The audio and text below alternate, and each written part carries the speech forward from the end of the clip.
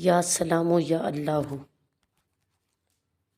کوئی جتنی بڑی مرض میں مبتلا ہو، اگر وہ یہ اس اسم اعظم کا وظیفہ کر لے، اور وظیفہ کچھ اس طرح کرنا ہے کہ مریض کے سرہانے بیٹھ کر اس طرح پڑھے کہ تسبیح مریض کے سر میں مس ہوتی رہے.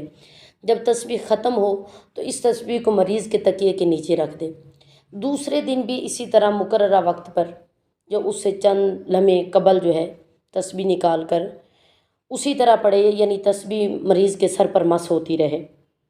اور تیسری دن بھی اسی طرح ہی عمل کرے. انشاءاللہ عز و جل 3 دن کے اندر اندر وہ جتنی بڑی مرض میں مبتلا ہوگا، اللہ عز و جل اس کو شفا عطا فرمائے گا. کیا پڑھنا ہے؟ یا سلام یا اللہ، یا سلام یا اللہ. یہ جتنی بڑی مصیبت میں، جتنی سی بڑی مرض میں مبتلا ہوگا، انشاءاللہ عز و جل وہ شفا پائے گا اس اسم اعظم سے.